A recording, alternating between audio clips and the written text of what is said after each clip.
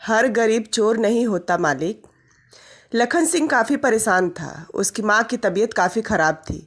घर में 7 सदस्य और भी थे, जिनमें लखन सिंह के 2 भाई, एक भाभी, पत्नी और बच्चे थे। किसी को बूढ़ी माँ की चिंता नहीं थी सिवाय लखन सिंह के।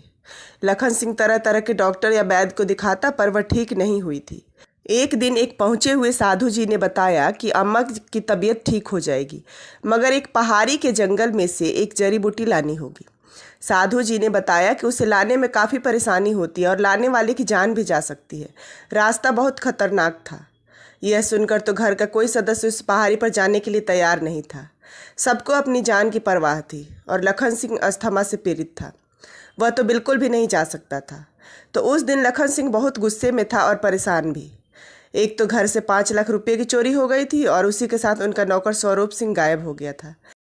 जाहिर सी बात है कि नौकर स्वरूप सिंह ही 5 लाख रुपये चोरी करके भागा था। पैसों की फिक्र छोड़ 2 दिन तक लखन सिंह ऐसा इंसान तलाशने लगा जो उस पहाड़ी के जंगल से जड़ी बूटी ले आए, लेकिन कोई नहीं मिल रहा था।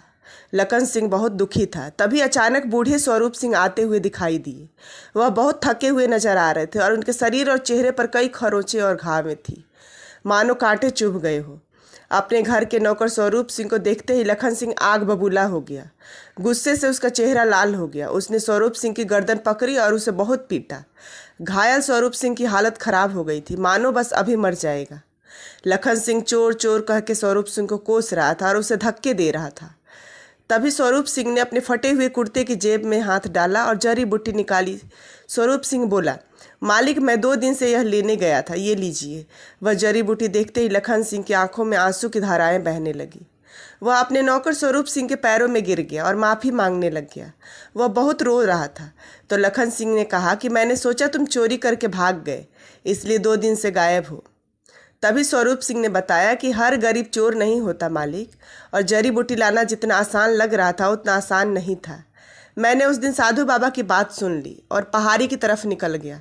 जिस तरह के पेड़ की जड़ से यह जड़ी बूटी लेने का कहा गया था, उसी तरह के बहुत से पेड़ नजर आ रहे थे। बहुत ढूंढा, बहुत जांच की। जब बहुत बारीकी से सोचा गया तो पता चला कि यही पेड़ है और इसी की जड़ लेनी चाहिए। तभी पता नहीं अचानक ही मौसम खराब हो गया था। कुछ देर में भी तेज बारिश शुरू हो गई थी और बारिश से बचने के लिए जंगल में अंदर की ओर चला गया, मगर बारिश रुक नहीं रही थी। और जब बारिश रुकी तो गड्ढों में बारिश से चारों ओर पानी भर गया था, जिससे पेड़ की पहचान करना मुश्किल था। तो कीचड़ में चलते हुए फिर से उस पेड़ को ढूंढने लगा। तभी भटकते हुए कुछ दूरी पर एक झोपड़ी नजर आई थी।